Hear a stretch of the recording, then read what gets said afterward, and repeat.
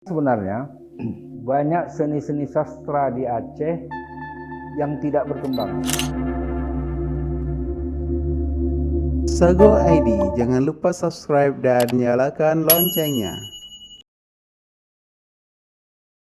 Perkembangan dunia seni Aceh saat ini kalau kita lihat sangat sandar ya, apalagi dan mungkin di semua Indonesia di masa pandemi tidak terlalu menggembirakan. Yang saya mau sampaikan sebenarnya adalah bagaimana seni Aceh sekarang ini yang dimainkan oleh orang-orang kini, dipersembahkan oleh orang-orang kini. Kalau perbandingan yang paling signifikan adalah pada perubahan informasi yang begitu cepat mungkin Pak Muklis. Kalau dulu kita sebuah kesenian itu dimainkan bagi senimannya. Kalau dulu seniman memainkan kesenian, dia akan menemui dulu kan pakar-pakarnya, karena akses informasi yang sedikit. Tapi memang kalau sekarang berbeda. Sekarang anak-anak sekarang ini kan informasi yang dia dapat lebih banyak melalui dunia maya, misalkan internet segala macam, mencari di Google apa informasi segala macam, sehingga rasanya hilang. Karena bertemu bertatap muka seperti ini misalnya, kita berdialog, itu akan berbeda ketika Pak Muklis menelpon kan, berbeda sekali. Dan itu terjadi sekarang.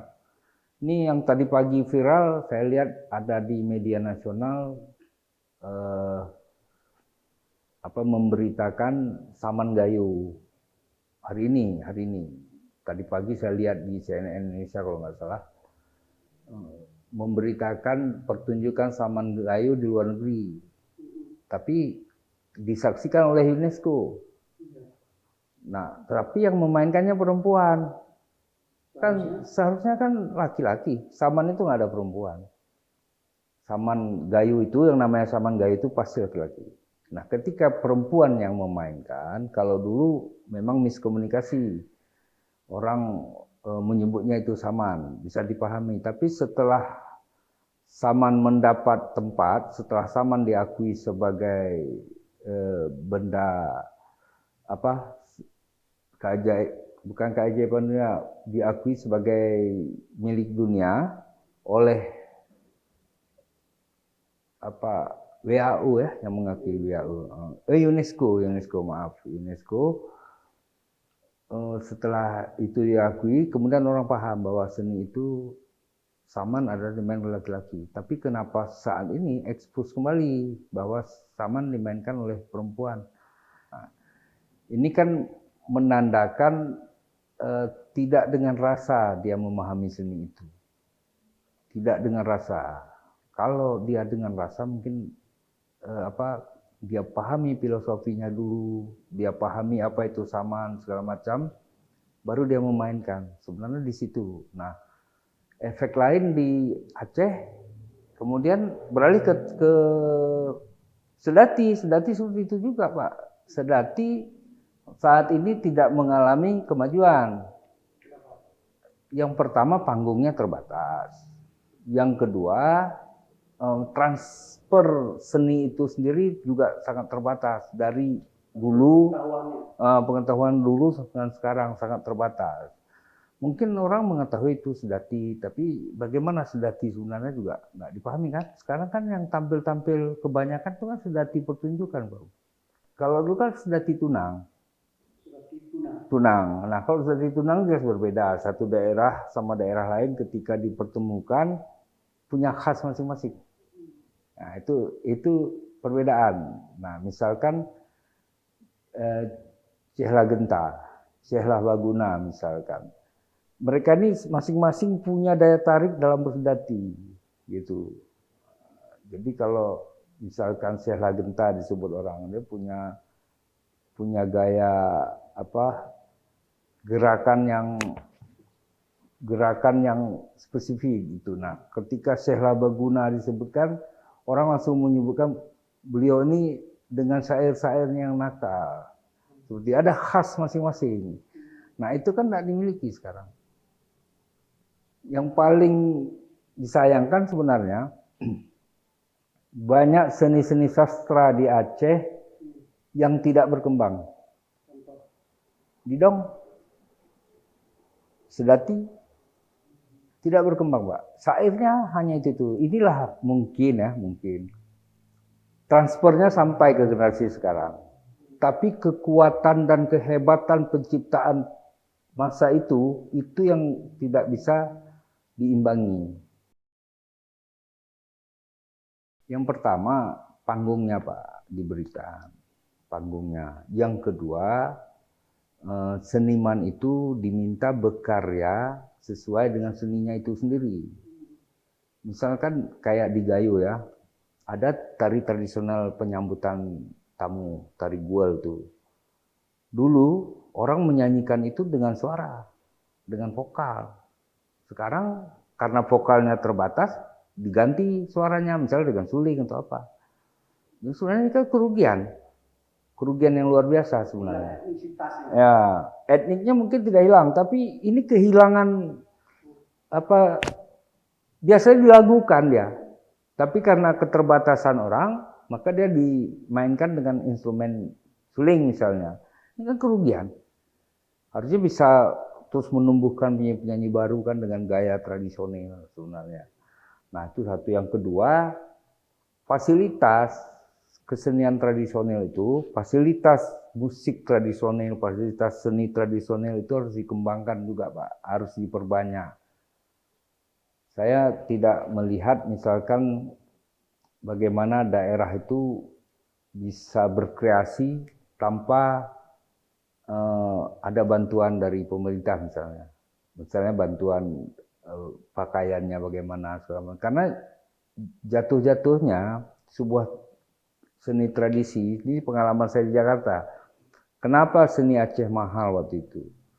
Ya mereka harus sewa baju, mereka harus sewa alat musik segala macam. Jadi dimasukkan ke biaya semua.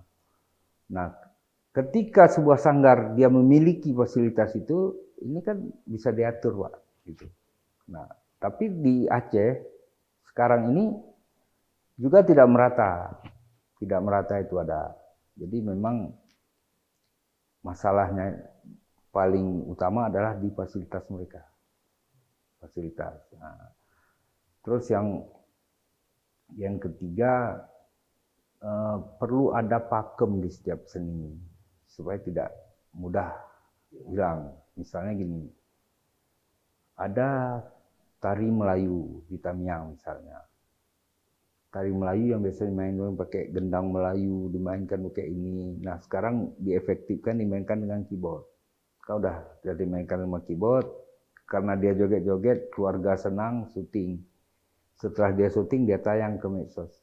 Jadi itu tradisional yang kemudian orang mengenal, oh tradisional Aceh. Gitu. Nah, ini juga harus dipahami gitu. Sayang kan.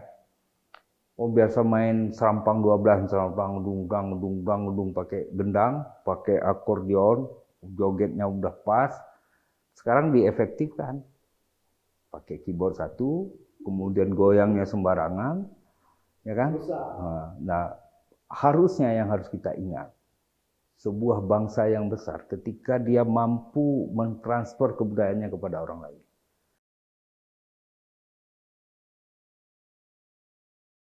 Banyak, saya pikir yang pertama budaya itu adat segala macam, itu daya tarik juga yang luar biasa. Misalnya gini, timpan itu nggak punya di tempat lain, cuma di Aceh. Kuah Belangong juga seperti itu.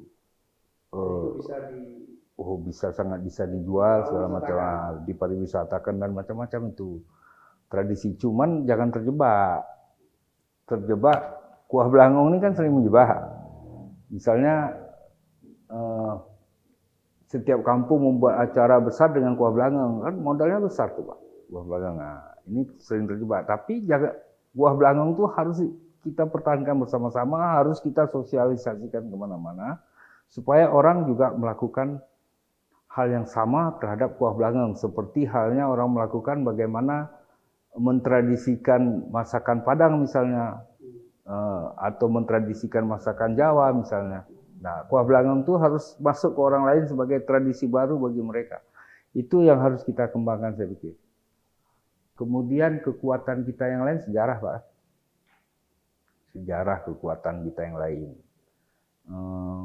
Kalau saya lihat kesenian itu sebuah kekuatan. Tetapi ini catatan khusus untuk kesenian. Kita punya kekuatan, tetapi ketika ada yang membutuhkan, kita punya keterbatasannya. Ini persoalan nih sebenarnya. Misalnya di hari itu dia pingin tari sedati, itu nggak ada, nggak langsung dia tersedia barang itu. Tunggu Pak, seminggu pesan apa. Nah, ini persoalan nih Pak.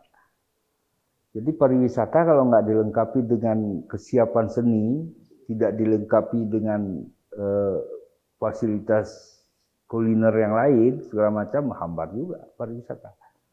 Kecuali pariwisata Islami. Kalau pariwisata Islami itu kan dia tidak berbicara hal yang lain. Kalau jalan yang buruk pun dia nggak akan membicarakan soal itu, karena dia datang situ untuk beribadah. Nah, cuman apakah cukup dengan kekuatan itu untuk wisata kita? Kan gitu dia, harus ada kekuatan lain sebenarnya. Kekuatan lain ya hidupkan kulinernya, hidupkan budayanya, hidupkan seni-seni yang lainnya. Saya pikir itu inti dari persoalan ini.